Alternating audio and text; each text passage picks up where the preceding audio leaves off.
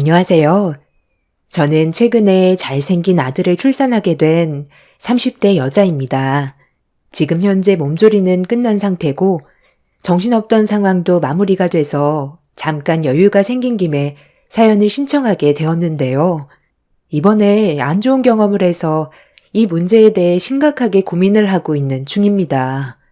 형님 집안에서는 최대한 좋게 상황을 마무리하길 원하지만 저는 조용히 넘어갈 생각이 없는데 상황이 점점 안 좋아지다 보니 결국 제 앞에서 무릎까지 꿇었습니다.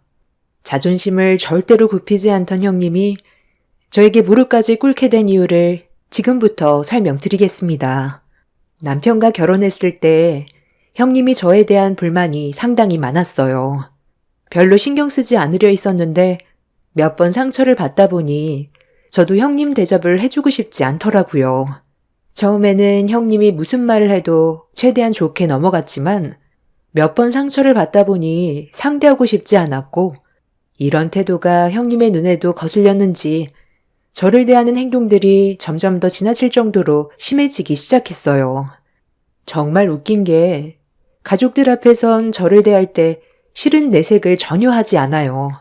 저와 단둘이 있거나 주방에서 음식을 만들 때 옆에서 도와주지는 않고 한마디씩 던지는데 도대체 무슨 이유 때문에 저를 힘들게 하는 건지 도저히 모르겠더라고요.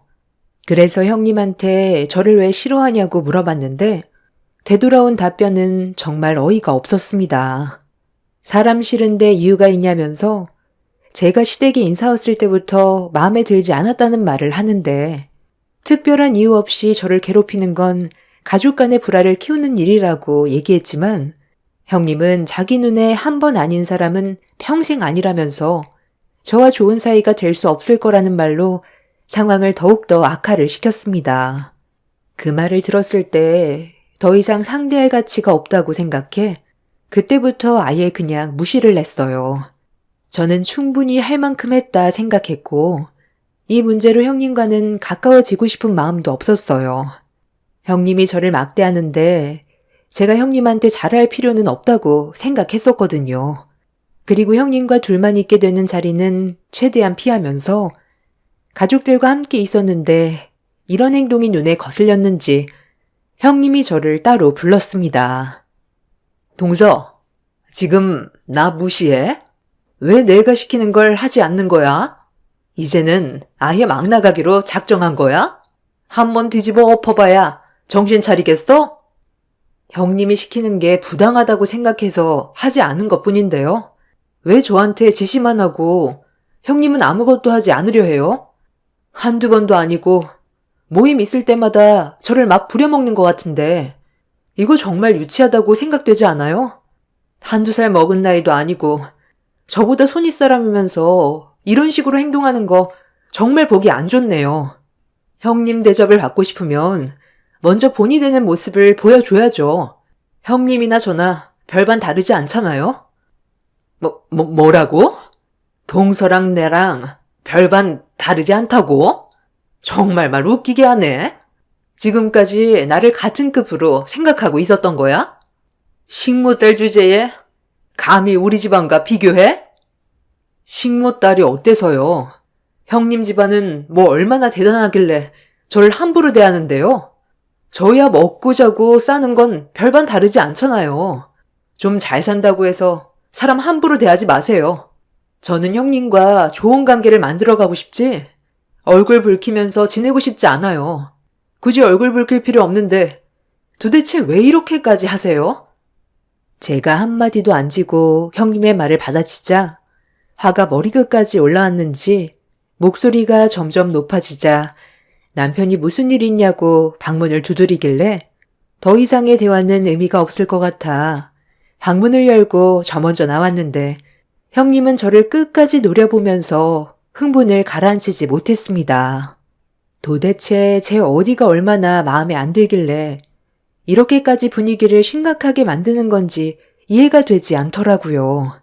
그렇게 시댁에서 기분이 별로 좋지 않은 상태에서 시간을 보낸 뒤 집으로 돌아왔는데 남편이 저와 형님 사이가 신경이 쓰였는지 방에서 무슨 대화를 했는지 물어보길래 인사 왔을 때부터 형님이 저를 대한 행동들에 대해 전부 다 얘기했어요.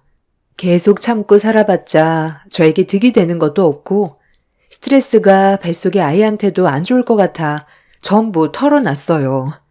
그렇게 한참 동안 형님과의 문제에 대해 설명한 뒤 당분간 시댁 모임은 가지 않기로 결정을 하게 되었습니다.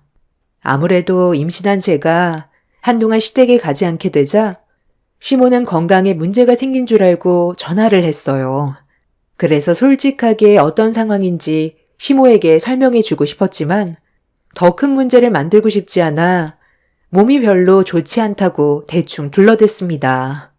남편을 제외한 시댁 식구들은 형님과 저와의 관계가 틀어졌다는 걸 모르기 때문에 이 문제로 식구들을 신경 쓰이게 하고 싶지 않았어요. 그렇게 뱃속에 있는 아이가 안정권에 접어들 때까지 시댁에 가지 않고 집에만 있었어요.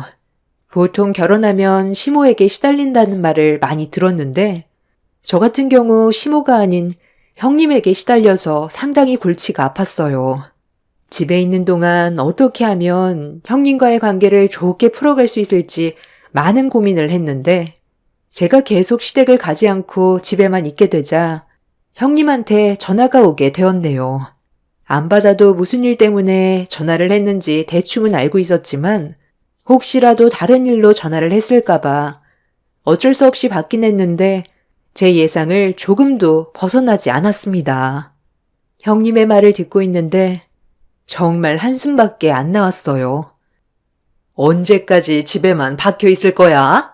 동서 때문에 내가 힘들어질 거라는 거 생각 안 해봤어? 적당히 쉬었으면 모임은 참석해야지. 나 임신했을 땐 쉬는 게 있었는지 알아? 어쩜 동서는 하나부터 열까지 마음에 드는 게 없냐? 이런 식으로 행동할 거면 전부 다 때려치워. 이번 주말에는 무조건 참석해. 아직 어머님 댁에 갈 생각 없어요. 형님 말 들을 이유 없고요. 어머님한테 아랫배에 통증이 반복적으로 일어난다고 하니까 최대한 푹 쉬고 안정권에 접어들었을 때 오라고 하셨거든요. 괜히 형님이 억지로 더 불러서 일 시켜 먹었다가 뱃속의 아이한테 조금이라도 문제가 생기면 책임질 수 있으세요? 일 조금 했다고 유산됐으면 나는 벌써 10번은 유산했겠다. 내 말에 토달지 말고 이번 주 주말에는 무조건 내려와서 일 좀 도와야 할 거야. 우리 그이 귀 빠진 날이거든. 아, 그것 때문에 그런 거예요? 그렇잖아도 저 좀 전에 아주버님과 전화통화 있었는데 제가 요즘 몸이 별로 안 좋아서 못 간다고 했거든요. 아주버님이 뱃속의 아이가 먼저라고 집에서 절대 안정 취해야 한다더라고요. 아주버님도 저를 걱정해 주는데 형님은 저를 부려먹을 생각만 하고 있는 것 같아 기분이 별로 좋지는 않네요. 계속 전화 붙잡고 있으면 전자파 때문에 아이한테 안 좋을 것 같아서 이만 끊을게요. 그럼 주말에 어머님이랑 맛있는 거 많이 만들어서 드세요. 형님은 아주버님과 미리 전화통화로 뱃속의 아이 때문에 시댁에 못 갈 것 같다고 미리 얘기해 두었다는 말에 당황했는지 더 이상 말을 이어가지 못하고 있길래 형님과의 통화를 급하게 마무리 지어 버렸습니다. 이미 가족들에게 허락을 받은 마당에 저를 어떻게 해서든지 부려먹으려는 형님의 심보가 상당히 보기 안 좋았습니다. 저도 더는 잘 보일 필요 없다 생각해 형님 눈치 안 보고 하고 싶은 대로 행동하자 형님은 그런 저를 상당히 마음에 안 들어 했지만 저도 그동안 할 만큼 했었기 때문에 힘들게 관계 유지하고 싶은 생각도 없었고 노력하고 싶지도 않았어요. 그런데 주말에 시모와 형님네가 저희 집에 찾아왔어요. 몸은 좀 어떠니? 요즘 얼굴 안 본 지도 오래돼서 잠깐 들렸다. 못 본 사이에 살이 쏙 빠졌네. 입덧이 날이 가면 갈수록 심해진다더니 제대로 먹지 못한 것 같아. 오늘 만든 음식들을 좀 가지고 왔으니까 한번 먹어봐라. 네가 그랬잖아. 잡채랑 갈비찜이 먹고 싶다고. 그래서 오늘 내가 양을 좀 많이 했거든. 한동안 먹을 수 있을 거다. 어머님, 잠시만요.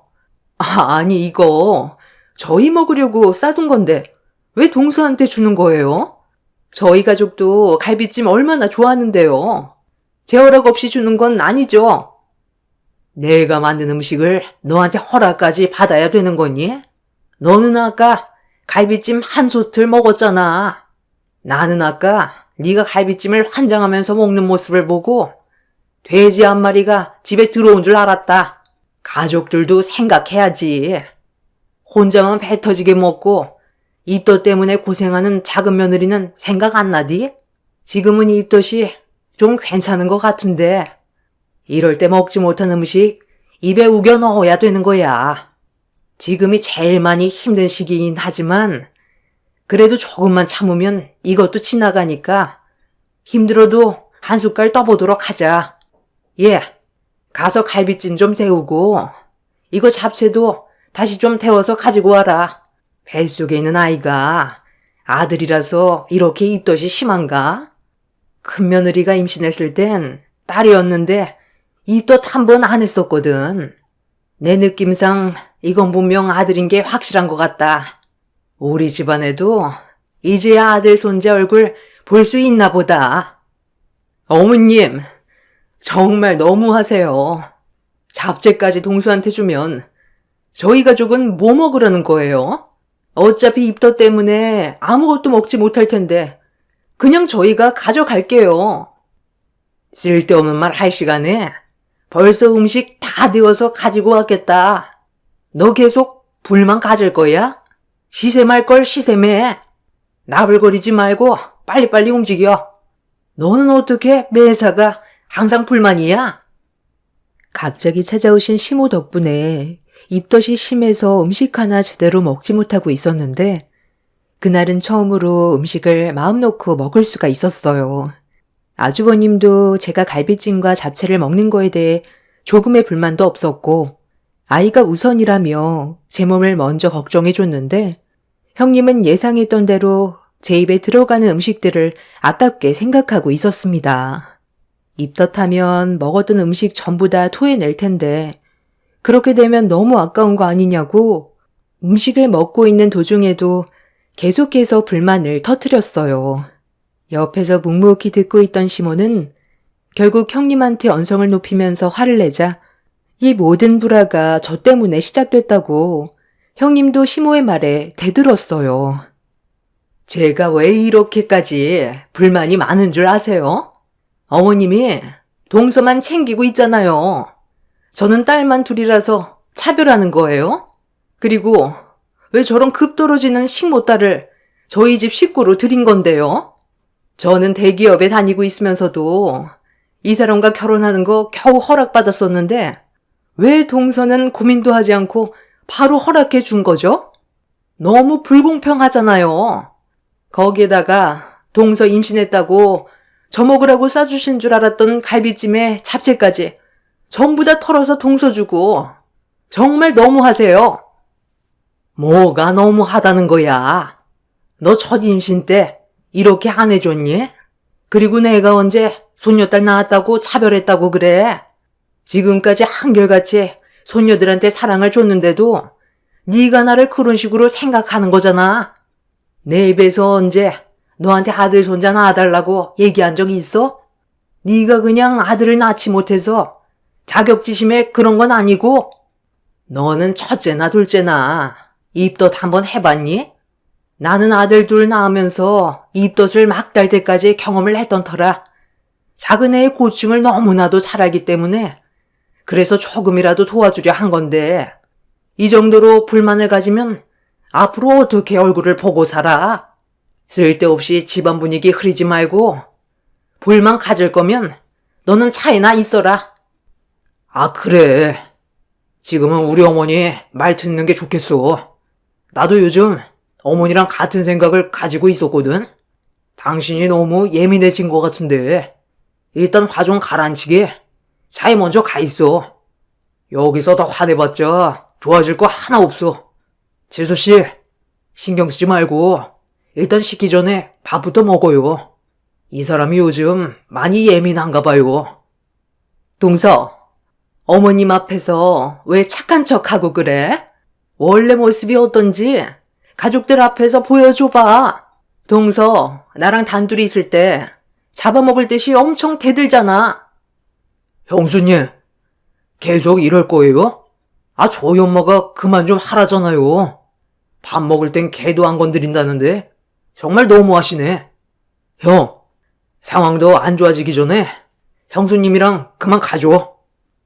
이건 내가 알아서 나갈 거야. 나는 뭐 여기가 좋아서 얼굴 뒤밀고 들어왔는지 알아? 이딴 집구석에 며느리 될 생각 나도 없다고. 형님은 얼굴을 붉히면서 시모에게 대들었어요. 도대체 뭐가 문제인지 모르겠더라고요. 그냥 좋게 지내면 되는 거고 시모가 형님을 함부로 대한 것도 아닌데 왜 이렇게 불만이 많은 건지 이해가 되지 않았어요. 아주버님이 입덧하는 제 편을 들어줬다고 가족들 보는 앞에서 아주버님한테 막말을 쏟아내곤 집 밖으로 나가 버렸네요. 결국 형님 때문에 음식도 제대로 먹지 못했었는데 시모는 처음에 형님이 며느리로 들어왔을 때부터 마음에 들지 않았다며 보통 성격은 아닌 것 같아 고민을 했었지만 아주버님한테 진심인 것 같아 서로 잘 살길 바라는 마음에 허락을 해줬다고 설명을 하셨어요. 그런데 살면서 점점 더 형님의 개팍해지는 성격이 신경이 쓰였는데 제가 며느리로 들어온 이후부터 텃세 부리듯 저를 마음에 들어하지 않았던 형님은 저를 함부로 대했고 이 문제로 집안에 균열이 생기기 시작한 거였어요. 시모는 신경 쓰지 말라고 했지만 형님의 분노치가 점점 높아지는 모습이 저를 불안하게 만들었고 예상치 못한 일들이 벌어지게 될까봐 걱정을 할 수밖에 없었습니다. 그날 이후 한동안 조용했었는데 제 뱃속에서 자라고 있는 아이의 성별이 아들이라는 걸 알게 된 가족들은 저에게 더욱더 조심하라고 배려해 주었고 시모는 자주 저희 집에 오셔서 몸 관리에 신경을 써줬어요. 그리고 시댁 모임이 있을 때도 제가 배가 많이 부르게 되자 일손을 돕지 않고 쉬고만 있었는데 이런저를 마음에 들어하지 않았던 형님은 모두가 한자리에 모여 식사를 할 때 또다시 문제를 터뜨려 버렸네요. 입덧도 많이 줄었으니 지금부터 몸을 잘 관리해야 출산할 때 힘들지 않을 거야. 적당히 운동도 좀 해야 된다. 살만 찌면 아이 낳을 때 많이 힘들거든. 참나, 힘주면 그냥 나오는 거지. 그렇게까지 얘기해 줄 필요 있어요? 저 출산할 때는 그런 말 한마디 해준 적 없으시면서 동서는 아들을 가졌다고 엄청 신경 써주고 아껴주시네요. 서러워서 밥이 목으로 넘어가지도 않는데 이제 그만 좀 하시죠. 밥 먹는 데까지 그래야 돼요? 이럴 줄 알았으면 저도 한 번 더 임신할 걸 그랬어요. 당신 자궁경부암 수술 받아서 이제 아이를 가질 수 없는 몸인 걸 알면서 왜 또 그래? 오늘 나랑 조용히 있다가 돌아가기로 했었으면서 또 시작이야? 당신도 지금 봐봐. 동서 뱃속의 아들을 부러워하고 있잖아. 내가 눈치 보여서 살 수가 있겠어? 차라리 나 혼자였을 땐 신경이 안 쓰였는데 동서가 들어오고 나서부터 전부 동서 편에서만 얘기하잖아. 나도 아들을 낳고 싶었다고. 이런 관심 받고 싶었는데 내 몸이 이런 걸 나보고 어쩌란 말이야? 너한테 눈치 준 사람 아무도 없고 작은 며느리가 우리 집안 식구로 들어오기 전이나 지금이나 나는 너한테 언제나 한결같았다. 오히려 네가 예민하게 반응하고 있는 거고 상황을 점점 더 악화시키고 있는 건데 얼굴 볼 때마다 이럴 거야? 수술 받은 지 1년도 안 돼서 스트레스가 얼마나 안 좋은 줄 알면서 언제까지 이럴 거야? 큰며느리가 마음이 많이 아파서 그런 것 같네. 본인도 아들을 낳고 싶은데 임신을 할 수 없는 몸이다 보니까 그래서 도 그런 것 같으니 그만 넘어가 주자고. 이참에 동서 뱃속에 있는 아이가 확 유산되어 버렸으면 좋겠어요. 뱃속에 있는 아이가 태어나면 제 아이들한테까지 관심을 안 가질 거잖아요. 그런 걸 보고 싶지도 않은데 차라리 유산되는 게 가족의 평화를 되찾을 수 있는 방법 아니겠어요? 저는 집안도 나쁘지 않고 대기업에 다니면서 부족한 것 없이 살았는데 왜 아들을 낳지 못해서 이런 대우를 받아야 하는지 모르겠어요. 동서 집안은 가진 것도 없고 식모일이나 하는 그런 집안의 딸인데 격떨어지게 왜 결혼을 허락해서 저를 밑바닥까지 깎아내리는 건데요. 저보다 잘난 여자가 들어왔다면 이렇게까진 자존감이 무너지지 않았을 거라고요.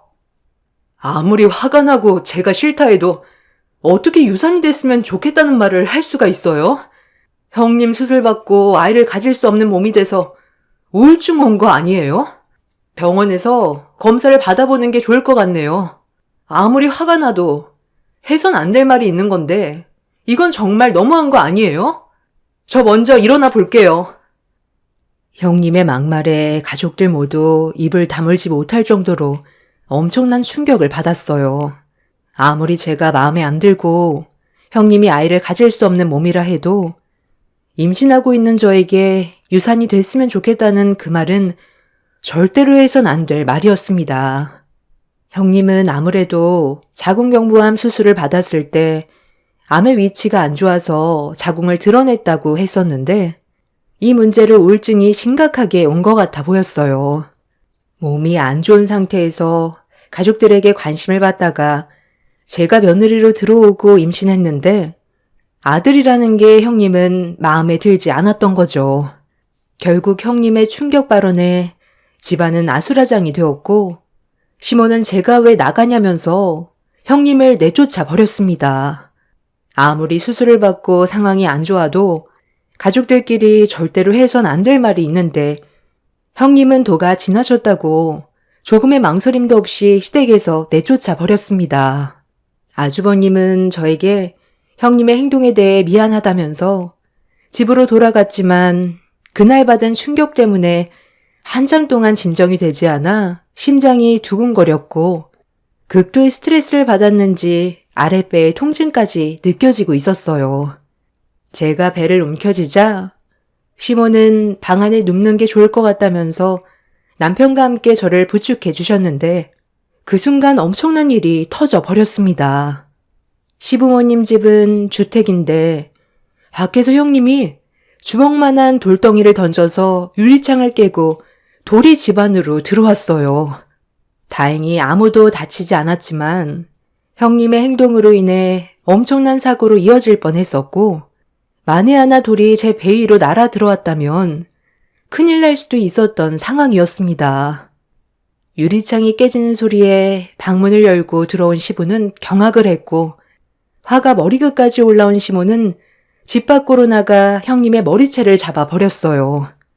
저는 남편과 시부의 도움을 받아 다시 안방으로 자리를 옮겼는데 결국 엄청난 충격으로 인해 조기 진통이 오기 시작하더니 참을 수 없는 고통으로 인해 병원에 입원을 하게 되었습니다. 예정일보다 일주일 일찍 출산을 하게 되었지만 다행히 아이한테 문제가 있진 않았어요.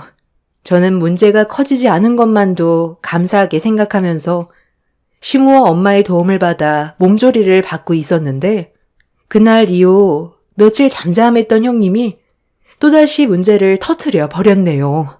식모 일을 하시던 엄마가 잠깐 자리를 비운 사이 형님이 예고도 없이 찾아왔어요. 저는 형님을 보자마자 너무 놀라 그대로 얼어붙어 온몸이 떨려오고 있었는데 제가 느끼고 있던 불안함을 젖을 먹던 아이도 똑같이 느끼고 있었는지 갑자기 울음을 터뜨렸습니다. 그리고 그런 저를 보며 형님이 입을 열었어요. 아이를 출산했다길래 축하도 해줄 겸 해서 찾아왔는데 왜 이렇게 얼어있어? 내가 뭐라도 할까봐 겁이 나서 그런 거야? 저번에 그런 일이 있고 나서 나도 동서한테 미안한 감정이 들어서 잠깐 얼굴 보고 얘기 좀 하려고 찾아온 거야. 동서가 출산했는데 그래도 선물 하나는 해줘야 하지 않겠어? 평생 기억에서 지워지지 않는 그런 선물이면 좋을 것 같아. 고민하다가 출산 직후엔 모유가 많이 나와야 되니까 미역국이 좋을 것 같아 내가 맛있게 끓여왔거든. 그런 거 필요 없으니까 그만 나가주세요. 여긴 어떻게 들어온 거예요? 분명 출입 못하게 미리 얘기해 놓은 것 같은데 저는 형님 얼굴 보고 싶지 않아요. 나도 출산하고 몸조리 할 때 여기 특실을 이용했었어. 딸을 둘이나 낳았으니 이곳을 2번이나 이용했겠지. 다른 특실도 있는데 기분 나쁘게 같은 병동을 쓰고 있네. 거지 같은 집안 딸이 키워와서 내가 받을 사랑을 너까짓게 다 뺏어가게 내가 놔둘 줄 알았어? 여기 비상계단으로 올라오면 특실까지 연결되어 있는 거 몰랐지? 보통은 입구에서 들어오니 간호사들도 신경을 못 썼겠지. 동서만 없으면 나는 다시 예전처럼 가족들에게 관심받을 수 있고 우리 애들도 사랑받으면서 자랄 수 있어. 그 아이 때문에 내 아이들을 소홀히 하는 거 절대로 보고 싶지 않아. 이거 내가 아주 펄펄 끓여온 미역국이거든? 그래도 동서 생각해서 가져왔는데 맛은 봐야 하지 않겠어? 형님은 보온병을 꺼내들어 뚜껑을 열기 시작했어요. 저는 너무 놀라 급하게 엄마한테 도움을 요청했고 전화통화가 연결되자마자 이런 형님의 목소리를 듣게 된 엄마는 곧장 전화를 끊었습니다. 그리고 그 순간 형님이 들고 있던 보온병 속에 담긴 미역국을 제 아이한테 부어버리려 하길래 급하게 몸을 감싸 아이를 품 안에 안았어요. 형님은 조금의 망설임도 없이 제 머리 위로 뜨거운 미역국을 부어버렸습니다. 엄청난 고통 속에서 비명을 지르는 순간 문을 열고 들어온 부원장인 시모가 급하게 달려와 형님이 들고 있던 보온병을 빼서 바닥에 던져버린 뒤 형님을 끌어내 사정없이 뺨에 손을 올려 붙였어요. 뒤이어 간호사들이 상태가 안 좋은 저를 보고 급하게 응급처치를 하기 시작했고 시부 또한 뒤늦게 병동문을 열어 상황 파악을 한 뒤 급하게 호출해 저를 응급실로 이송시켰어요.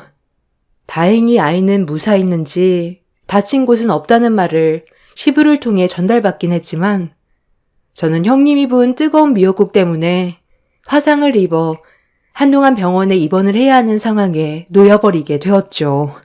시모가 산부인과 부원장으로 계시다 보니 이 병원에서 형님도 출산을 했던 터라 동선을 다 파악하고 있었어요. 시모는 이 문제를 그냥 넘기지 않고 법적 처리를 진행했습니다.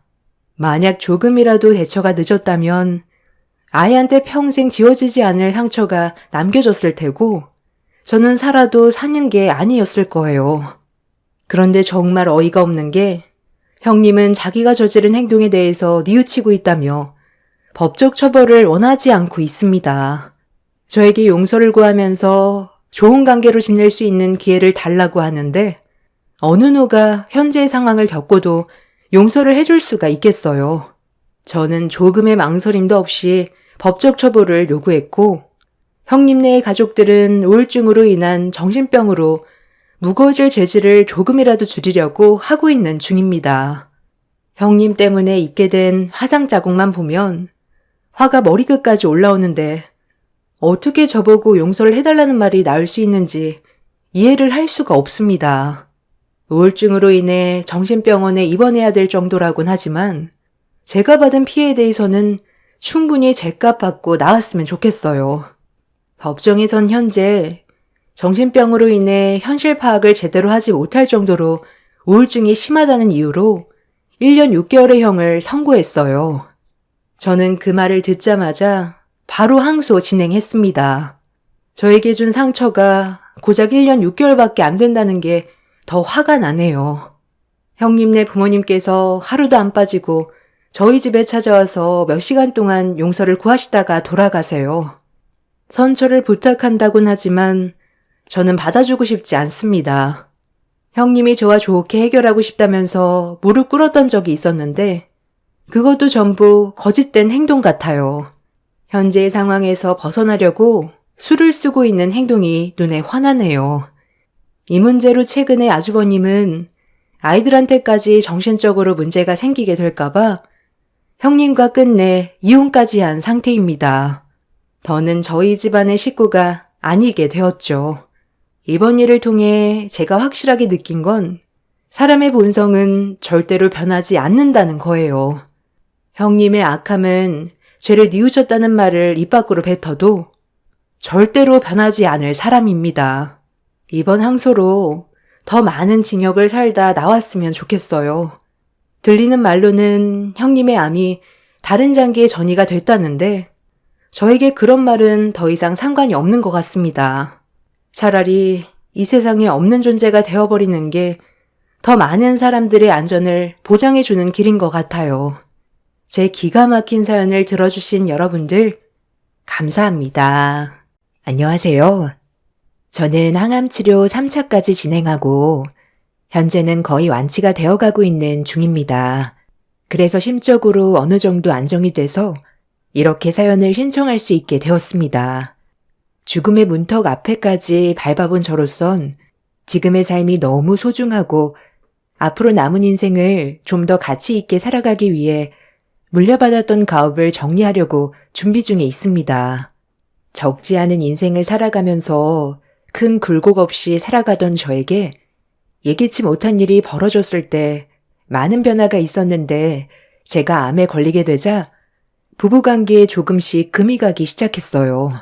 남편은 대장암 3기 판정을 받게 된 저를 걱정해주기보단 부모님께 가업을 승계받은 목장의 운영권을 원하고 있었습니다. 달라진 남편의 모습이 너무 낯설게 느껴져 저도 모르게 거리를 두기 시작했어요. 그만큼 상처를 많이 받았던 것 같습니다.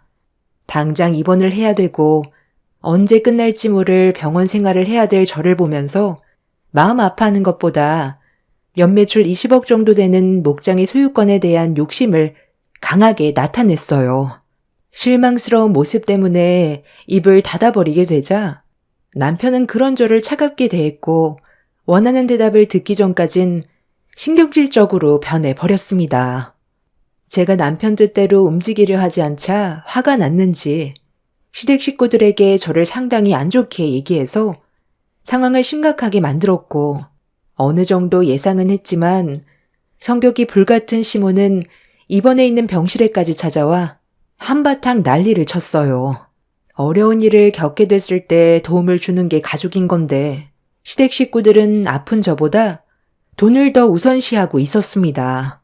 남편과 결혼 생활 10년 하는 동안 좋았던 감정은 그날 전부 사라지게 되었고 차라리 남편이 눈앞에 사라져주길 바랐어요. 당신은 지금 내가 아직까지 정상으로 보여? 나 대장암 3기 판정 받았어. 곧 항암 치료 받아야 하고 앞으로 내 몸이 더 큰 문제가 생기게 될지도 모르는데 이런 심각한 상황에서 당신은 목장을 달라는 말이 나와? 내가 원하는 대로 해줄 것 같아서 그런 말을 하는 거야? 혼란스러운 내 마음을 먼저 헤아려 주는 게 우선 아니야? 너는 내가 안 해준 것처럼 얘기한다. 그동안 너랑 함께 살아오는 세월 동안 나를 봐놓고도 몰라? 당신 옆에서 지금까지 얼마나 노력하면서 살아왔는지 알잖아. 그래, 맞다. 내 아들이 네가 목장 승계받고 난 이후부터 하던 일 그만두고 옆에서 굳은 일은 가리지 않고 전부 다 했는데 너야말로 어떻게 내 아들한테 목장 운영권을 넘겨주지 않겠다고 하는 거니? 내 아들이 목장만 받고 너를 버릴 것 같아서 그런 거야? 얘도 애 아빠고 집안의 가장인데 그런 무책임한 행동을 보이겠어? 어차피 너는 병원에 있고 목장 관리를 제대로 하지 못하고 있는 이런 심각한 상황에서 내 아들을 믿고 맡기는 건 당연한 건데 지금까지 부부로서 살아오면서 신뢰가 이것밖에 안 됐니? 몸도 안 좋으면서 쓸데없는 말 하지 말고 당장 목장 명의 변경 내 아들 이름으로 돌리고 너는 치료에나 신경 써라. 아무래도 네가 병원에 입원해 있는 만큼 공백이 생기는 건 어쩔 수 없지만 그렇다고 매출에 영향을 주면 되겠니? 내가 볼 때 지금 몸 상태가 안 좋아서 예민해진 것 같은데 바깥 서더니 요양원에 들어가기 전까지 불안해 하셨잖아. 아직까지 너의 몸 상태가 어떤지 말을 안 하고 있는 중이라며? 어차피 치매라 금방 잊어버리겠지만 한평생을 바친 목장이 위태로워졌다는 걸 알기라도 하셔봐라. 그럼 바깥 사돈의 마음이 얼마나 안 좋겠어? 내 아들이 책임감 가지고 앞으로 최선을 다해 운영할 수 있게 네가 이번 기회에 밀어줘야지.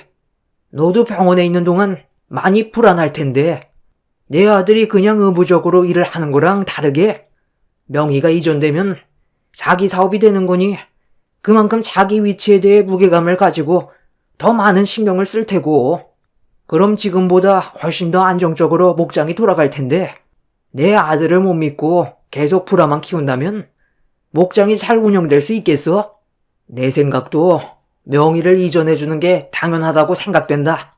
네가 정말 만에 하나 문제가 생겨서 퇴원을 하지 못하고 병원에서 생을 마감하게 된다면 어차피 내 아들한테 명의가 이전될 텐데 이런 식으로 서로 감정 안 좋고 불편한 관계로 만들어가는 것보단 서로 좋게 웃으면서 지금의 상황을 해결하는 게 좋지 않겠니? 시댁 식구들은 하나같이 눈앞에 보이는 돈에만 눈이 멀어 제 몸이 어떻게 되든 그런 건 전혀 신경 쓰지 않았어요. 걱정하는 말 한마디 해줄 수도 있는 건데 본인들 이익만을 생각하는 모습에 화가 치밀어 올라 전부 다 나가라고 소리를 질러 버렸어요. 시댁 식구들은 원하는 대답을 듣지 못했다면서 끝까지 버티려 하길래 병원 관계자를 불러 전부 내쫓아 버렸습니다. 어느 날부터인가 아빠의 건강에 적신호가 켜지면서 제가 아빠의 목장을 이어받아 일을 할 수밖에 없었어요. 자주 깜빡하시길래 일이 많이 바빠져서 그런 줄로만 알았는데 검사 결과 치매라는 충격적인 결과를 받게 되었고 시간이 지날수록 점점 심해지던 아빠의 치매가 몇 년 뒤부터는 본인이 누구인지조차 모를 정도로 급격하게 안 좋아지기 시작했어요. 목장을 운영하면서 아빠를 살펴드린다는 건 쉬운 일이 아니었습니다. 대소변을 가리지 못할 정도로 문제가 심각해지다 보니 저도 아빠를 모시는 게 버거워질 수밖에 없었고 결국 요양원을 알아볼 수밖에 없었어요. 치매의 정도가 어느 정도 더디면 그래도 버틸만 한데 아이로 돌아가 버린 모습은 감당하기 어려울 정도로 힘이 들었어요. 아빠가 치매 판정을 받게 되면서부터 아빠는 남편한테 다니던 회사를 정리하고 저와 함께 목장을 운영해 주길 부탁했어요.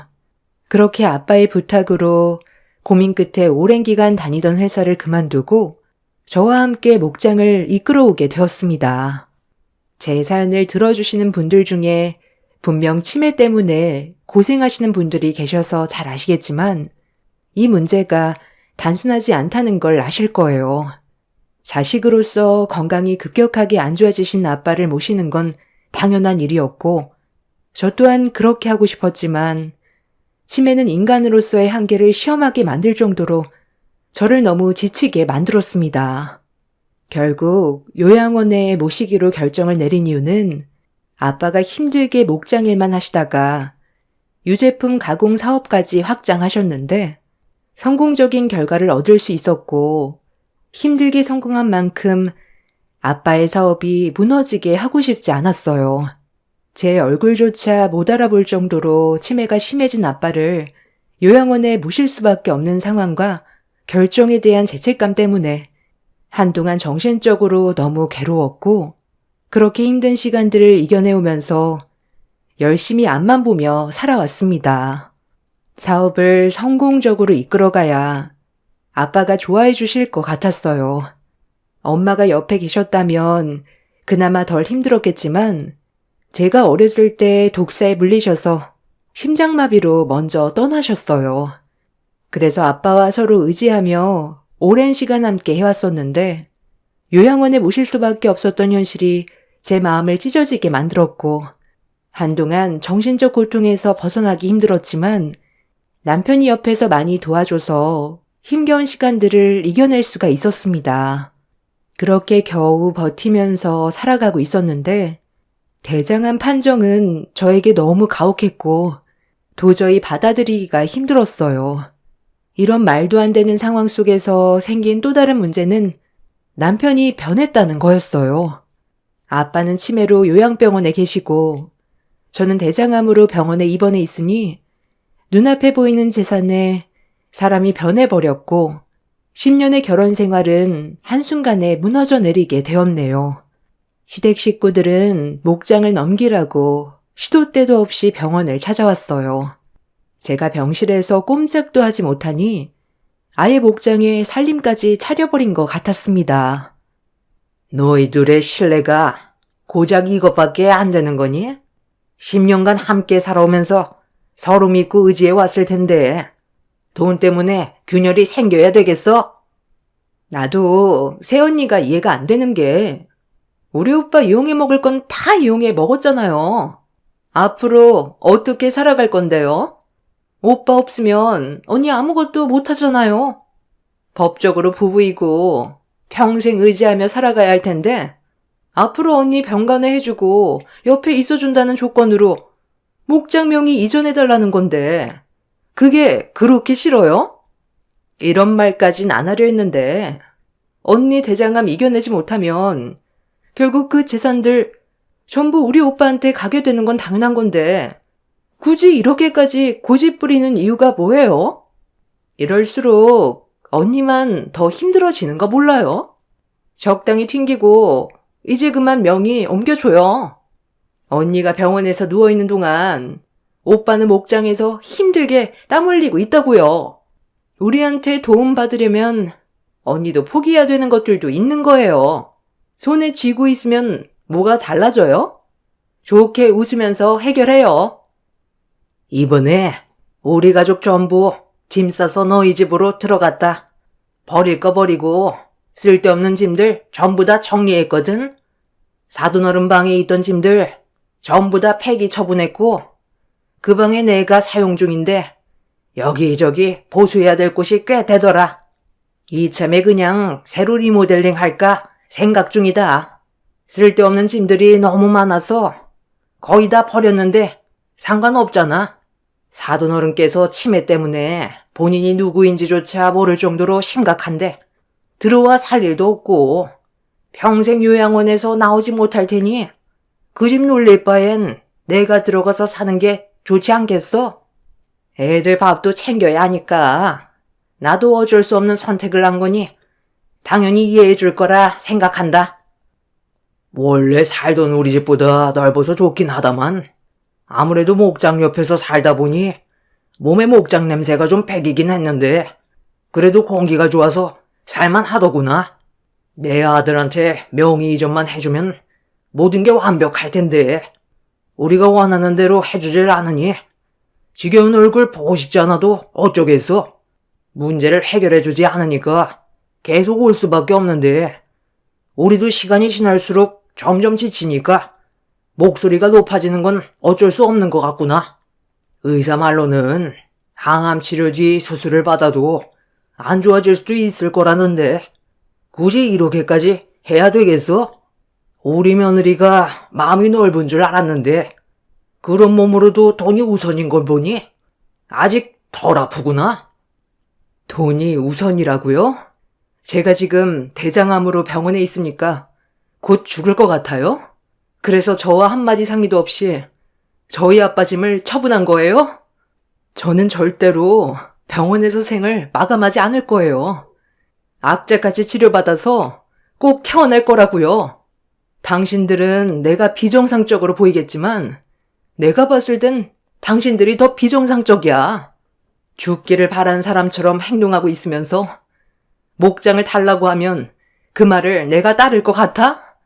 숨을 거두는 날이 있어도 나는 절대로 명의 이전 안 해줄 거야. 차라리 그 목장 다른 사람한테 넘겨주는 게 배는 덜 아프겠네. 우리 아빠가 한평생 이끌어온 목장인데 거저 가지려 하는 당신들 심보를 내가 왜 받아줘야 되는 건데? 당장 내 눈앞에서 꺼져. 그 인간이 땀 흘리면서 일하는 거 내 마음 편하게 해주려는 거 아니잖아? 내가 죽으면 그 목장에 대한 소유권이 자기한테 넘어오니까 자기 일처럼 더 신경 쓰는 거 아니야? 평소에는 관심도 별로 없었으면서 어디서 열심히 하는 척이야? 막말을 뱉어내는 저를 바라보고 있던 시댁 식구들은 기분이 안 좋았는지 얼굴을 붉히면서 제 말을 받아쳤어요. 매번 찾아와서 저를 힘들게 하는 그 인간들이 다시는 병원에 찾아오지 않게 관계자에게 도움을 요청했고 그 인간들은 제가 빨리 가버렸으면 좋겠다고 막말을 퍼부은 뒤 돌아가 버렸습니다. 그리고 이런 상황들을 뒤늦게 듣게 된 남편이 저녁에 병실로 찾아왔어요. 얼굴을 보고 싶지 않으니 돌아가라고 한마디 한 뒤 등을 돌렸는데 남편이 충격적인 말을 꺼냈습니다. 네가 지금 상황 파악이 안 되는 것 같은데 그 목장 내 명의로 돌리지 않는다면 앞으로 어떤 일이 벌어질지 몰라. 네가 장인어른보다 먼저 떠날 수 있을지도 모른다고 생각은 안 해봤냐? 그리고 우리 딸들은 앞으로 어떻게 할 건데? 네가 이렇게 고집을 부리면 부릴수록 나도 하고 싶은 마음이 싹 사라져버려. 목장이 어떻게 되든 말든 그냥 방치할까? 노동자들 다 돌려보내고 목장 처분해버리면 좋겠어? 네가 만약에 이대로 계속 고집 부리잖아? 그럼 이거 하나는 확실하게 알아두고 결정을 해야 될 거야. 나는 네가 암을 이겨내지 못하고 죽게 되면 장인어른은 아예 신경도 쓰지 않을 거고 목장은 당연히 처분할 거야. 그리고 거기에서 끝나지 않아. 나는 너희 집안이 남기고 간 재산으로 새 출발할 건데 우리 사이에 누가 있지? 너도 없는데 내가 굳이 우리 딸들을 키울 필요는 없잖아. 아빠로선 당연히 미안한 감정이 드는 건 어쩔 수 없지만 그건 시간이 알아서 해결해 줄 것 같고 보육원에서 앞으로 잘 지내겠지. 아빠 엄마에 대한 그리움을 가진 채 평생 외롭게 살아가지 않겠어? 나는 내가 원하는 걸 얻지 못한다면 그런 결정까지 내릴 생각을 가지고 있는 사람이야. 어떻게 할래? 애들 보육원에 보내버릴까? 네가 이런 식으로 행동하면 우리 가족이 애들을 제대로 돌봐줄 수 있을 것 같아? 이런 말까지는 안 하려 했는데 네가 지금 나한테 보이는 행동이 점점 이성을 잃게 만들고 있다는 거 몰라? 10년간 우리 결혼 생활 엄청 좋은 건 아니었지만 그래도 나쁘지도 않았잖아. 마지막으로 경고하겠는데 내 말대로 행동해. 나도 더 이상 못 기다려줘. 내 말 무슨 뜻인지 충분히 이해했으면 여기 위원장이야. 혹시 또 마음이 바뀌면 나도 곤란하잖아. 잘 보고 거기 밑에 사인하면 될 거야. 네가 다른 마음 품고 나 몰래 재산 처분해버리면 나만 골치 아파지잖아. 그러니 확실하게 증거물을 만들어 놓는 게 좋겠지. 그런 의미에서 유언장 하나 만들어 두는 게 좋을 것 같아서 준비한 거니 부담 갖지 말고 애들을 위해서 사인해. 애들을 보육원에 보내? 아빠라는 인간 입에서 그게 할 소리야? 내가 대장암 판정받고 병원에 있는 동안 걱정해주는 말 한마디 안 해주고 목장 얘기만 하더니 이젠 애들 가지고 나를 협박하려 들어? 왜? 네 쓰레기 부모가 시키던? 어차피 2판 4판이야. 네가 이런 식으로 나오는데 나라고 못할 것 같아? 어떻게 할 거야? 나도 오랜 시간 기다려줄 수 없어. 그러니 짧게 생각하는 게 좋을 거야. 남편은 어떻게 해서든지 저에게 목장을 받아내려고 7살, 9살밖에 안 된 제 딸들을 보육원에 보내겠다는 충격적인 말까지 꺼내면서 저를 압박했어요. 제가 건강하지 못해 남편의 진짜 모습을 본 것 같아 차라리 잘 됐다 싶었습니다. 이런 식으로 서로에게 상처 주고 살 바엔 차라리 이혼하는 게 좋을 것 같았어요. 그래서 저는 남편한테 이혼 얘기를 꺼냈는데 제 말이 끝나기도 전에 코웃음을 치더니 이혼이 단순한 문제인 것 같냐면서 합의는 당연히 하지 않을 거고 소송으로 갈 텐데 이혼 소송이 마무리가 되기도 전에 제가 먼저 떠날 것 같다면서 죽기 전까지 소송은 끝나지 않을 거라고 오히려 저를 더 세게 압박했어요. 그렇게 서로 언성을 높이면서 심각한 대화를 나누고 있는데 이런 상황들이 너무 마음이 아파 결국 참아왔던 눈물이 왈칵 쏟아져 버렸습니다. 아픈 것도 서러운데 남편에게까지 협박의 말을 들으면서 살아야 하나 싶더라고요. 살 수 있다는 보장도 확실하게 없다 보니 남편의 말대로 제 딸들한테 문제가 생기게 될까봐 너무 두려웠고 온몸이 떨려왔어요. 저를 바라보고 있는 남편은 10년의 결혼 생활을 하는 동안 봐왔던 자상한 남편의 모습은 어디에도 없었습니다. 그렇게 한바탕 난리를 친 뒤 다음날 다시 오겠다면서 그전까지 신중하게 생각하고 결정해야 될 거라고 암투병 중인 제 얼굴에 유언장을 날렸습니다. 저 대신 작성했다는 유언장의 내용은 목장의 명의 이전과 유제품 가공 공장에 대한 사업장 명의 이전까지 전부 남편에게 주겠다고 적혀 있었어요. 본인이 원하는 걸 얻으려고 유언장까지 만들어 강제로 지장을 찍게 하려는 남편의 모습은 제가 알던 남편이 아니었습니다. 병원에 입원해 있는 동안 스트레스를 받으면서 치료가 진행이 되다 보니 몸 상태가 쉽게 좋아지지 않고 점점 더 심해지는 것 같아 두려운 마음이 커져가고 있었어요. 정말 병원에서 생을 마감해야 될 것 같은 불안함 때문에 너무 괴로웠는데 그렇다고 치료를 중단한 뒤 모든 걸 정리해버리면 혼자 남겨질 제 딸들이 눈에 밟혀 마음 편히 눈도 감지 못할 것 같아 이를 악물고 버텨내야 하는 방법 밖에는 없었습니다.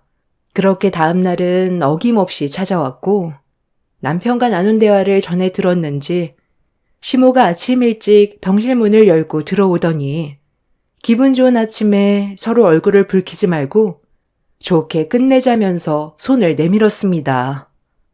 뭐 하고 있어? 어제 내 아들과 대화 끝났다면서? 그런데 왜 유언장을 주지 않는 거니? 설마 아직까지 사인을 안 하고 있었던 거야? 도대체 고민할 게 뭐가 있다고 오랜 시간 질질 끌고 난리야? 유언장 이리 내놔봐라. 여기 이곳에 사인하고 D장 찍으면 끝나는 건데 뭐가 문제야? 내용이 마음에 안 들어서 그래? 명의만 넘기면 남은 시간 편하게 있다가 눈 감을 수 있게 내 아들도 노력할 텐데 끝까지 고집을 부리겠다는 거네? 이거 정말 안 되겠구만. 당장 그 손 이리 내놔봐라. 제가 명의를 이전해주면 제 딸들의 앞날은 어떻게 보장받을 수 있죠? 눈 감으면 알 수도 없는데 말로만 잘 챙겨준다고 하고 보육원에 보낼 수도 있는 거잖아요. 너는 사람을 못 믿니? 손녀들도 내 핏줄인데 그렇게까지 할 것 같아? 네가 하도 고집 부리고 내 아들의 의견은 조금도 들어주지 않으려니까 일이 이렇게까지 커진 거잖아. 서로 웃으면서 좋게 해결봤으면 이 정도로 감정이 안 좋아지지는 않았지. 내 손녀들은 앞으로 잘 키워줄 테니 어서 사인해라. 왜? 내 말도 믿음이 안 가는 거야? 걱정하지 말래도. 일단 사인부터 하라는데 왜 이렇게 답답하게 굴어? 얼마 버티지 못하고 곧 갈 거면서 계속 이럴 거야? 시모는 제가 사인을 머뭇거리자 유언장으로 머리를 후려쳤어요. 그리곤 펜을 손에 쥐어준 뒤 강제로 서명을 하게 유언장을 들이밀길래 떨리는 손으로 서명을 하려던 그 순간 갑자기 시모의 핸드폰에 전화가 울렸습니다.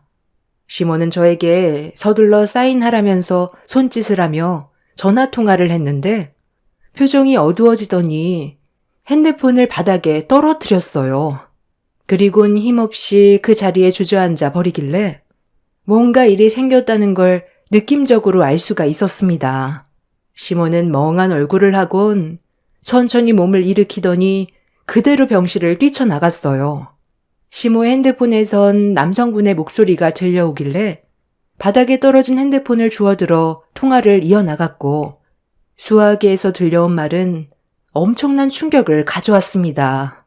남편과 시부 신우가 차량 전복 사고로 현장에서 즉사해서 근처 병원으로 옮겨졌다며 신원 확인을 부탁한다는 말을 듣게 되었고 떨리는 목소리로 어떻게 된 거냐고 물어보니 운전대를 잡고 있던 남편이 음주운전이 의심된다고 전날의 상황에 대해 알려줬어요. 저희 목장이 어두운 밤길에 운전하기에는 좀 위험하긴 하지만 도로폭이 그렇게 좁은 편은 아닌데 세 식구가 전날에 식당에서 술을 먹고 집으로 돌아가던 도중 비틀거리다가 차가 도로를 이탈해 낭떠러지로 굴러 떨어져 버린 것 같았어요. 시모는 전날에 지인들과 여행을 다녀온 뒤 바로 병원으로 오게 된 상황이라 전날에 있었던 사고에 대해서는 전혀 알지 못했었고 목장에서 일을 하던 외국인이 굴러떨어진 차량을 보고 신고를 한 거였습니다. 차 문을 열었을 땐 차 안에서 술 냄새가 진동을 했었다며 어떤 사고였는지 알 수 있게 설명을 해줬는데 갑자기 이런 안 좋은 일들이 연달아 터지게 되니 너무 무섭더라고요. 아마 제가 생각하기에는 남편과 시부 신우는 제가 유언장에 사인을 하게 될 거고 명의가 남편에게 이전될 거라는 확신을 가져서 축하도 할 겸 셋이서 술을 좀 과하게 먹었던 것 같습니다. 자주 다니던 길이기 때문에 남편은 사고가 나지 않을 거라고 자만했었는지 결국 아니란 판단에 돌이킬 수 없는 결과를 얻게 되었고 시모는 세 가족을 한꺼번에 잃게 되는 충격적인 경험을 하게 되었네요. 믿을 수 없는 현실 속에서 장례는 진행이 되었고 시모는 그날 이후 정신 상태가 정말 이상해져 정상적인 삶을 살지 못하고 있다는 말을 동네 주민분이 병문안을 와주셨을 때 들을 수 있었습니다. 그때 당시 만약에 제 딸들이 같이 목장 일을 도와주시는 외국인 분들의 품이 아닌 남편을 따라갔었다면 이 세상에 더는 없는 존재가 되어버렸을 텐데 다행히도 제 딸들은 보호를 받을 수가 있었네요. 저는 3차 항암 치료를 끝낸 뒤 대장을 7cm 정도 잘라내고 회복하는 데 집중을 했어요. 그렇게 오랜 시간 병원에서 암투병을 끝낸 뒤 통원 치료를 받을 수 있을 정도로 몸 상태가 많이 좋아져 집으로 돌아갈 수가 있었습니다. 시모는 이 모든 게 저 때문에 벌어진 일이라고 제 얼굴을 보자마자 달려들길래 몸이 온전치는 않았지만 그동안 제가 받았던 상처가 너무 컸었고 그동안의 화를 한 번에 터뜨려버린 저는 시모를 강하게 밀친 뒤 집 밖으로 내쫓아 버렸어요. 시모는 절대로 못 나간다며 저희 부모님 집이 자기 거라고 억지를 부리며 달려들길래 조금도 망설이지 않고 머리채를 잡아 끌어내 버렸습니다. 시모는 그제야 저에게 울면서 애원을 하기 시작했어요. 한순간에 가족을 셋이나 잃었는데 저에게까지 버림을 받으면 앞으로 어떻게 살아갈 수 있겠냐면서 내치지 말아달라고 했지만 저는 조금도 불쌍한 감정이 생기지 않더라고요. 그래서 뒤도 안 돌아보고 집안에 있던 시모의 물건들과 세상을 떠난 남편과 시부 신우의 짐까지 전부 다 폐기 처분해 버렸습니다. 제가 암투병하고 있을 때는 온갖 막말에 유언장으로 머리까지 내려쳤으면서 이제 와서 봐달라고 하는 모습이 오히려 저를 더 분노하게 만들었습니다. 그렇게 시모를 강하게 내쳐버린 뒤 저는 딸들과 함께 앞으로의 삶에 대해 진지하게 계획하고 있는 중입니다. 막막하기만 했던 제 삶이 한순간에 정리가 되어버렸다는 게 아직까지 믿기지 않네요. 갈 사람은 건들지 않아도 알아서 가게 되는 것 같습니다. 저는 지금 거의 회복이 되었고 추적 검사 결과 추가적인 암은 발견이 되지 않았습니다. 아빠도 요양원에서 잘 지내고 계시고 이제 저와 제 딸들의 앞날만 생각하면 될 것 같아요. 다시 찾아온 새 삶에 대해 항상 감사함을 느끼면서 살고 있는 중이고 현재 목장과 유제품 가공 공장은 정리하려고 준비 중에 있습니다. 아빠가 힘들게 이끌어온 목장을 처분할 수밖에 없는 현실이 너무 마음이 아프지만 저 또한 몸이 온전치 않아 어쩔 수 없이 처분하기로 마음먹게 되었네요. 그동안 모아두었던 재산으로 어떠한 간섭도 없이 제 딸들과 조용하게 살고 싶어요. 그게 제가 바라는 마지막 소원입니다. 제 사연을 들어주시는 많은 분들께서도 항상 건강에 유의하시길 바랍니다. 한번 아프고 나니 건강한 몸이 얼마나 감사한 건지 다시 한번 느끼게 되더라고요. 병이 더 커지기 전에 건강검진 꾸준하게 받으시고 적당한 운동으로 건강관리 하시길 바라며 제 사연을 마치겠습니다. 감사합니다. 안녕하세요. 저는 양평에 살고 있는 40대 여자입니다. 왜 하필 저에게 이런 일이 펼쳐졌는지 모르겠어요. 그저 행복하고 싶었을 뿐이었는데 이런 저에게 남편은 상처를 주었습니다. 지금의 남편을 만나기 전에 저는 한 번에 결혼을 했었어요. 그리고 아이 셋을 낳아 평범한 가정을 꾸려왔었고 행복하게 잘 살고 있었는데 집안의 가장이었던 과거의 남편은 추운 겨울날 저와 딸들이 먹고 싶다던 군고구마를 사가지고 들어오다가 교통사고로 세상을 떠나게 되었습니다. 그때부터 제 삶은 한순간에 무너져 내려버렸고 어린아이들을 혼자서 감당을 해야 했어요. 어떻게 해서든 먹고 살아야 했기 때문에 제가 할 수 있는 일을 찾아야만 했고 그렇게 분식집을 시작하게 되었습니다. 친정 부모님이 계셨더라면 정말 좋았을 텐데 저희 부모님께서도 건강상의 문제로 일찍 떠나셔서 도움을 받을 수 있는 곳은 없었어요. 남편한테는 시부가 있긴 했지만 말만 들었지 얼굴 한번 뵌 적이 없었어요. 부자지간 사이가 별로 좋지 않았었다는데 그 이유가 시부 때문에 시모가 사고로 세상을 떠나서 그때 이후부터 부자 간의 관계가 틀어졌다는데 정확한 설명을 해주지 않아 더 이상 물어볼 수도 없었어요. 연락을 끊고 지낸 지가 20년이 넘어버렸기 때문에 연락처도 알 수가 없었죠. 미국에 있다는 말만 들었지 그 이상은 알 수가 없었습니다. 남편이 시부에 대한 증오심이 너무 커서 대화 자체를 꺼려 했었어요. 그렇게 남편의 장례를 혼자 치른 뒤 얼마 되지 않은 재산으로 분식집 하나 차려서 딸 셋을 힘겹게 키워왔는데 집안에 가장이 없다는 게 얼마나 힘든 일인지 남편이 떠나고 나서 알게 되었습니다. 앞이 너무 막막했었고 어떻게 살아야 될지 몰라 거의 매일을 눈물로 보내왔어요. 그렇게 정신없이 바쁜 생활들을 보내다 보니 어느덧 아이들은 초등학교에 입학하게 되었는데 그때부터 조금씩 삶의 여유가 생기기 시작하더라고요. 첫째 딸과 둘째 딸은 쌍둥이예요. 그리고 연년생으로 셋째 딸이 태어났죠. 셋 다 학교에 들어가고 나서부턴 감당이 안 될 것 같았던 제 삶에도 조금씩 여유가 생기기 시작했어요. 눈앞이 캄캄해서 아무것도 안 보이던 제 인생에도 조금씩 빛이 보이는 것 같았지만 또 다른 벽에 부딪히게 되는 일이 있었습니다. 아이들은 점점 커가는데 생활고는 달라지지가 않았어요. 아이들이 커갈수록 먹는 것부터 입는 거, 여러 가지로 생활에 필요한 것들이 점점 많아지다 보니 버는 돈에 비해 지출되는 돈이 훨씬 더 많았습니다. 대출빚도 어느 정도 있어서 아이들을 키울 때 최대한 빚을 지고 싶지 않았는데 이게 말처럼 쉬운 문제는 아니더라고요. 절약하면서 산다 해도 기본적으로 매달 나가는 고정 지출과 입이 3개나 되다 보니 점점 더 생활이 힘들어지기 시작했어요.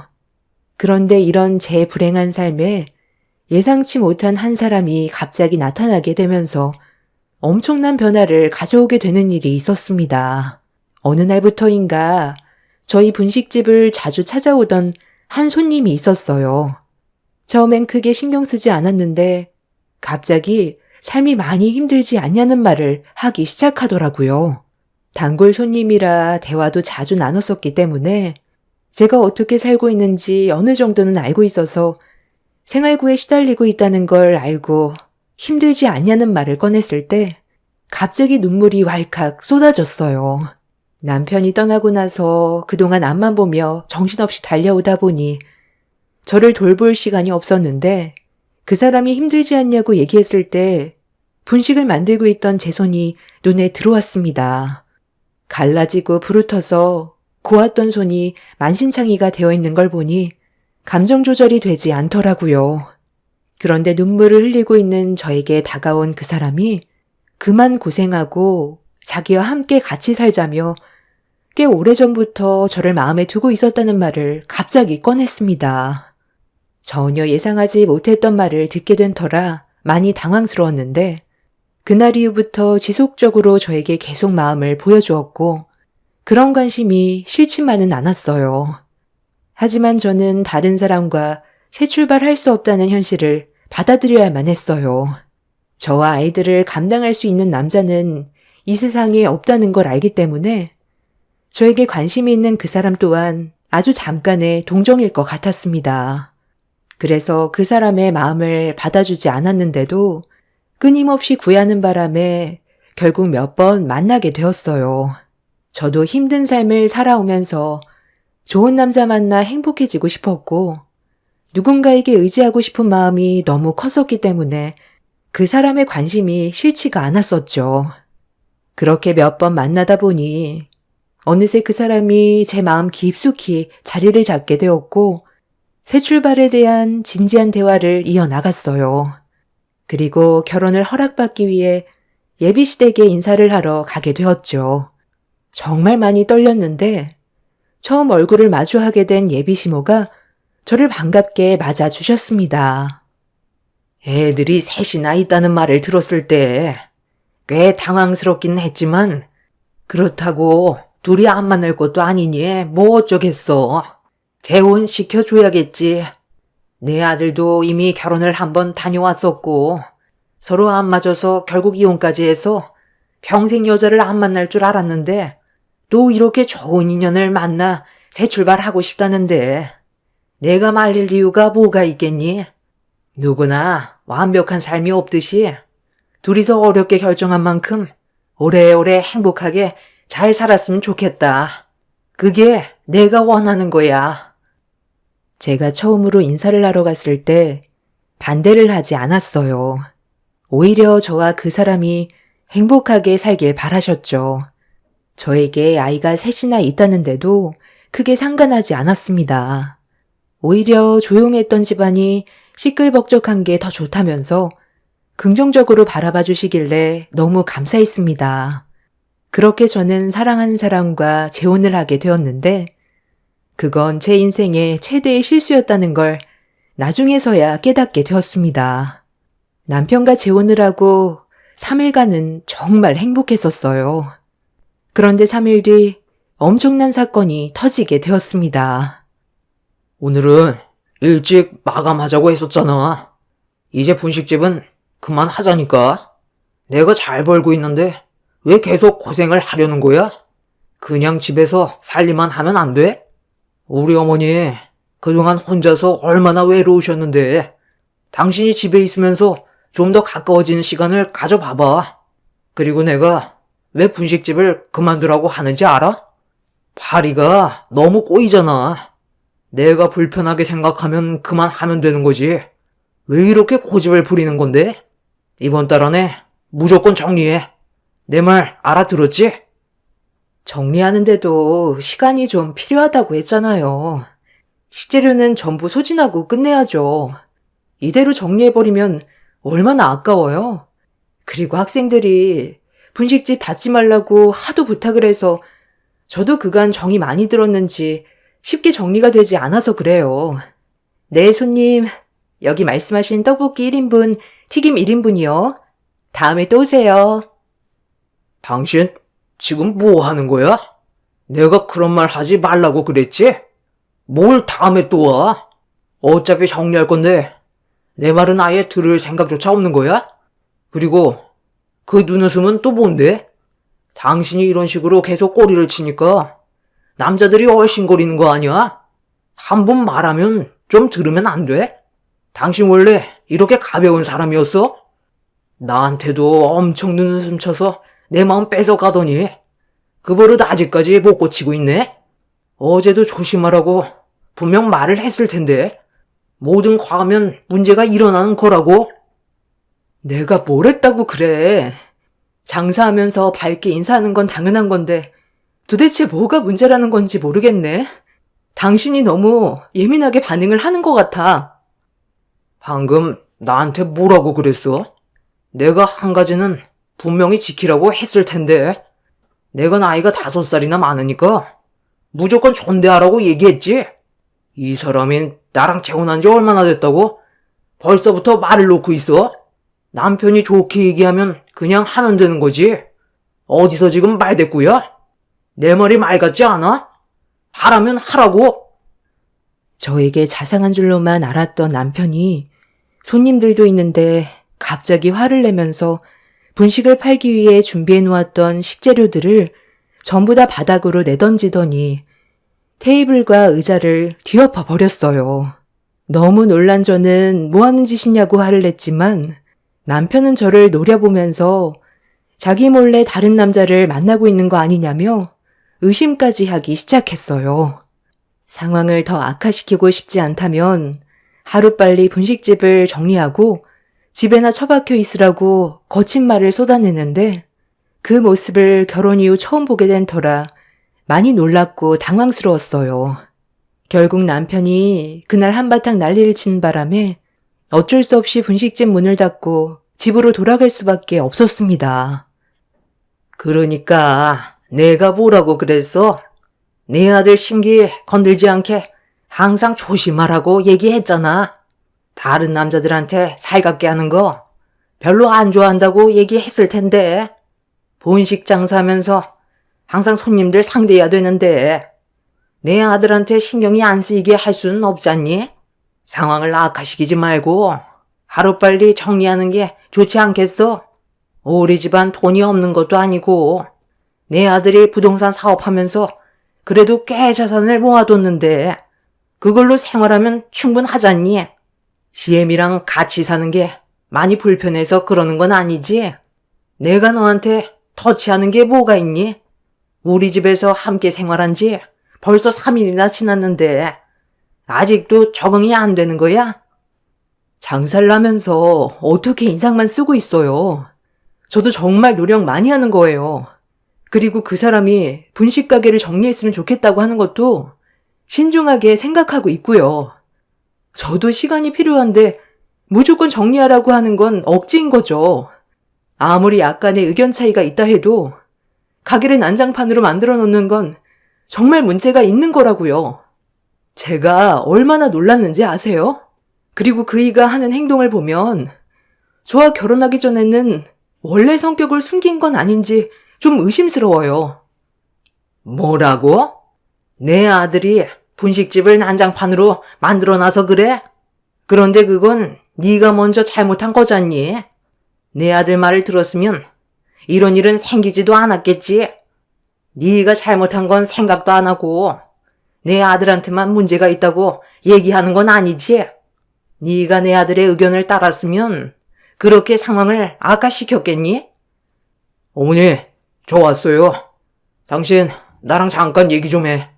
내가 이 동네에서 발이 넓은 거 알고 있지?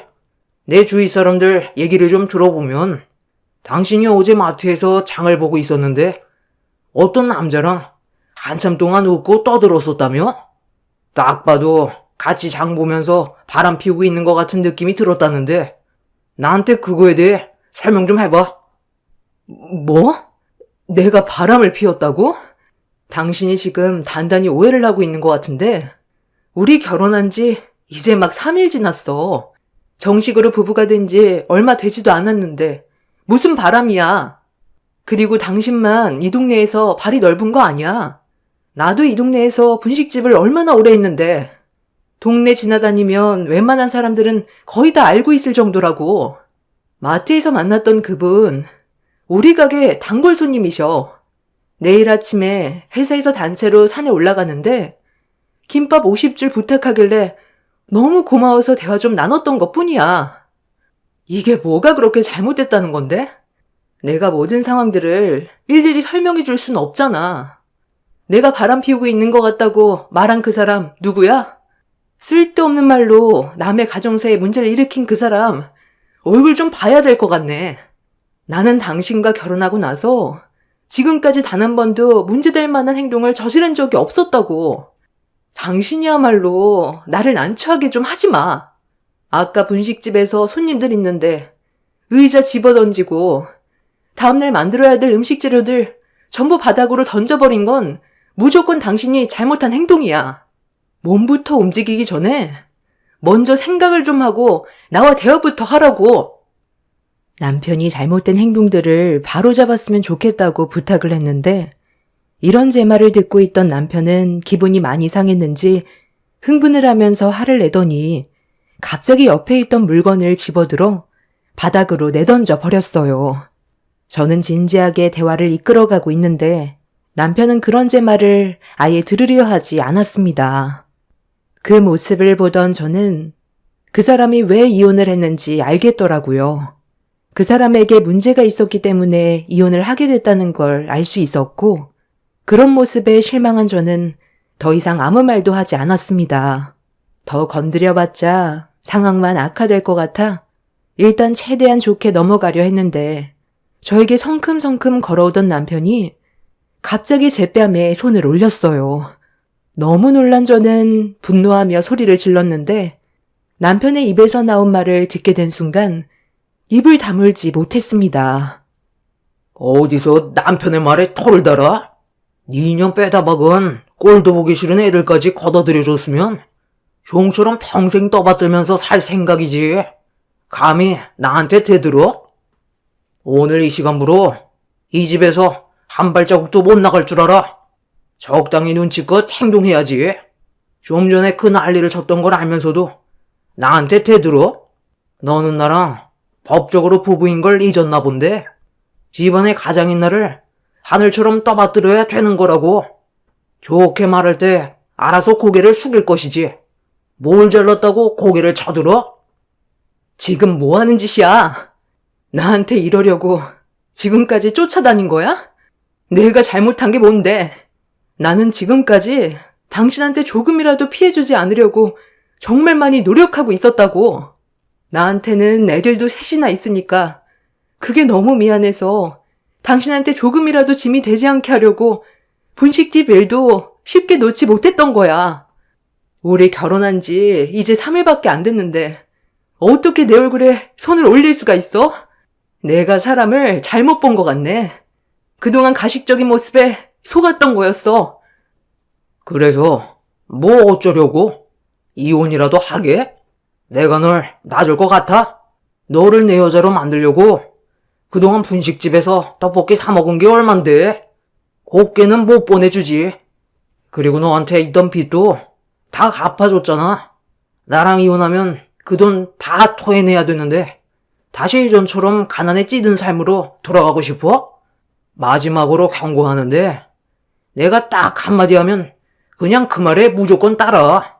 내일 당장 분식집 처분하고 지금까지 장사하면서 알고 있던 남자들과는 눈조차도 마주치지 마. 알겠어? 남편의 충격적인 행동에 너무 놀란 저는 눈앞에 펼쳐진 현실이 믿어지지가 않았어요. 제가 그려왔던 남편과의 삶은 서로 배려하면서 남은 인생을 행복하게 사는 거였는데 결혼 3일 만에 남편한테 뺨을 맞게 될 거라곤 전혀 상상하지 못했습니다. 이 선택이 잘못된 거라는 걸 알게 되자마자 차라리 그냥 혼자 사는 게 좋을 것 같았어요. 제 인생에서의 행복은 사치라는 걸 알게 되었고 아이들한테까지 피해가 가기 전에 서둘러 이혼을 결정하는 게 좋을 것 같았습니다. 그래서 남편이 저에게 독서를 퍼부을 때 이혼 얘기를 꺼내게 되었는데 그 말을 듣자마자 남편은 정신을 못 차렸냐면서 제 어깨를 강하게 밀치더니 사정없이 두들겨 패기 시작했어요. 애들도 말을 듣지 않아서 시모가 힘들어한다며 저를 빼다 박아서 그런 것 같다고 본인이 저에게 사기를 당한 것 같다면서 큰 발로 저를 걷어차는데 과거에 진심으로 사랑해줬던 사고로 떠난 전 남편이 머릿속에 스쳐 지나갔어요. 항상 가정을 위해 모든 걸 희생해온 사람이었는데 그런 사람을 또다시 만날 수 없다는 걸 그때 알 수 있었네요. 한바탕 우당탕거리자 시모가 방문을 두드리면서 애 죽겠다며 최대한 좋게 넘어가자는 한마디에 남편의 거친 행동이 멈췄고 그제야 겨우 숨을 쉴 수 있었는데 때마침 아이들이 학원 공부를 마치고 집으로 들어왔어요. 시모는 아이들한테 엄마 아빠가 대화 중이라면서 주방에서 먹을 걸 주겠다며 데리고 들어갔는데 큰딸이 엄마 얼굴을 보고 싶다고 고집을 부리자 시모가 첫째 딸에게 갑자기 소리를 질렀어요. 시모의 화가 난 목소리에 아이들이 울면서 저를 찾길래 힘겹게 몸을 일으켜 밖으로 나가려 하자 남편은 말도 안 끝났는데 어딜 가냐면서 저를 또다시 밀쳤습니다.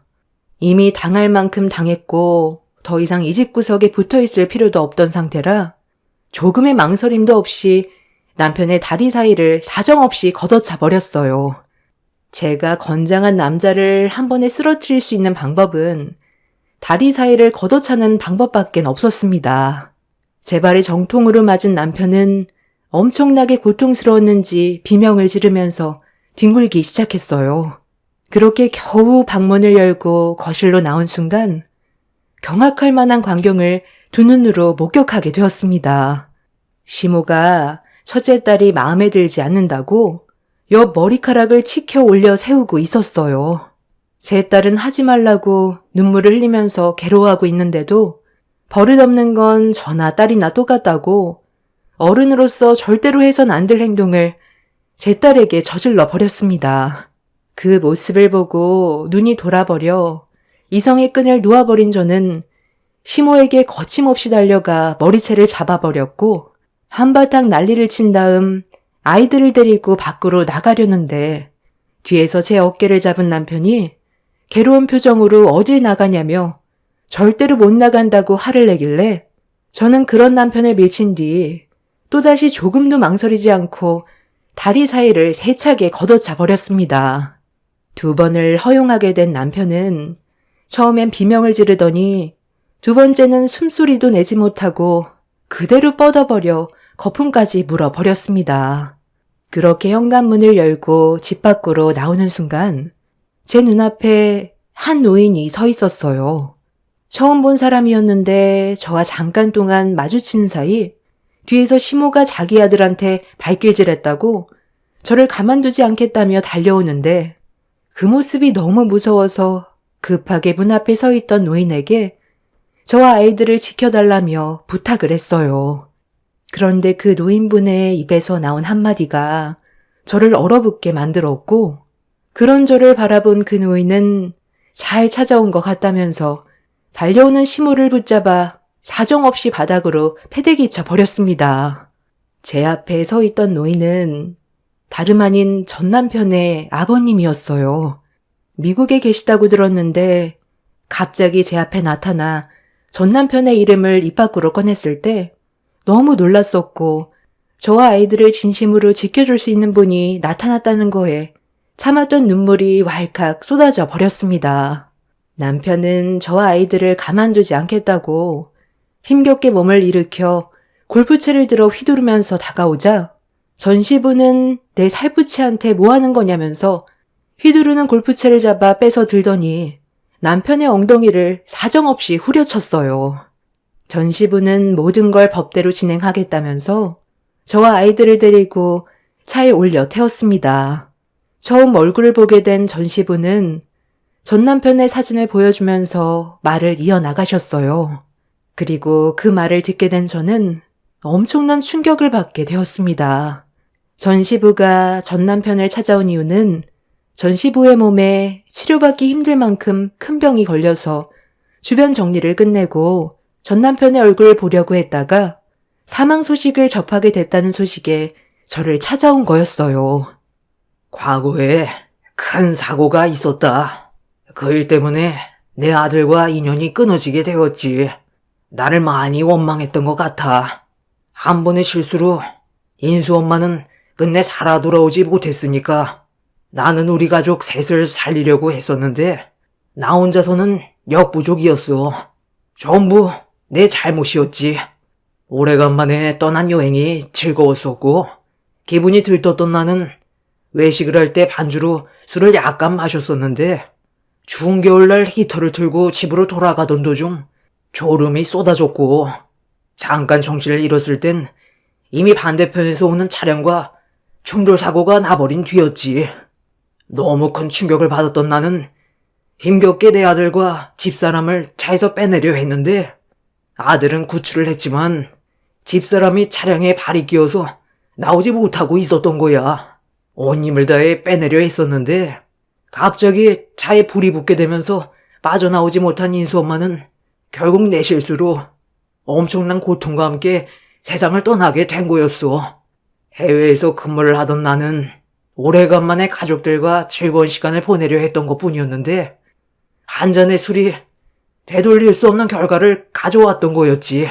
아들은 그때부터 나를 원망했고, 미국으로 떠날 수밖에 없던 상황이라 아내의 장례를 마친 뒤 아들을 데리고 가려 했는데 나와 함께 하려 하지 않았어.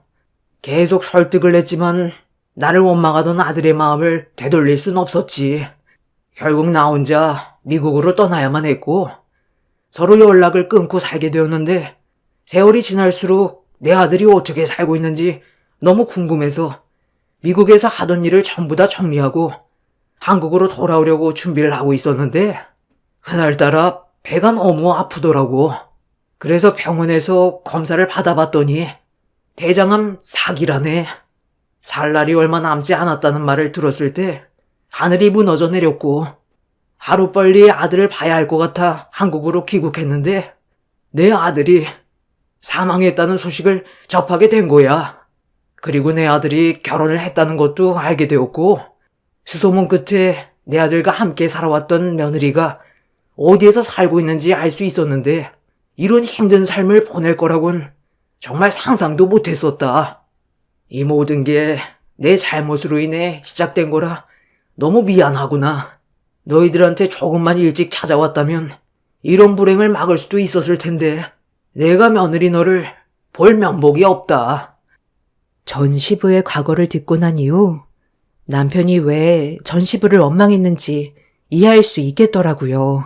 전 시부는 제가 어떻게 살아왔는지를 전부 듣게 되었고 그렇게 힘든 삶을 살아오면서 재혼을 했다가 문제가 생긴 것까지 전부 다 설명을 하게 되었습니다. 전 시부는 어려움이 있는 저를 도와주겠다며 현재의 남편과 이혼을 하기 위해 법적 소송을 같이 준비해 줬어요. 그리고 전 시부의 도움으로 저는 이혼을 하게 되었고 혼인 취소까지 받을 수 있었습니다. 혼인 당시 당사자 일방에 부부 생활을 계속할 수 없는 악질적인 중대한 사유가 있음에도 그런 모습을 숨기고 결혼을 했기 때문에 어렵지 않게 해결을 할 수가 있었어요. 그리고 지금 현재 병원에 입원한 전 시부 옆에서 병간호를 해드리고 있습니다. 남편과 함께 사는 동안 어떤 삶을 살아왔는지에 대해 많이 궁금하다고 말동무나 해달라면서 아들을 그리워하셨어요. 그리고 전 시부는 저와 손녀딸들이 앞으로 남은 인생 행복하게 살았으면 좋겠다고 그동안 모아놓으셨던 재산을 저에게 전부 다 주셨습니다. 의사는 시부가 앞으로 길어야 1년도 안 남았다고 했었는데 마음이 너무 안 좋습니다. 아들에 대한 그리움 때문에 미국 생활을 청산하고 아들을 보러 왔는데 이미 그 사람은 이 세상에 없는 사람이었으니까요.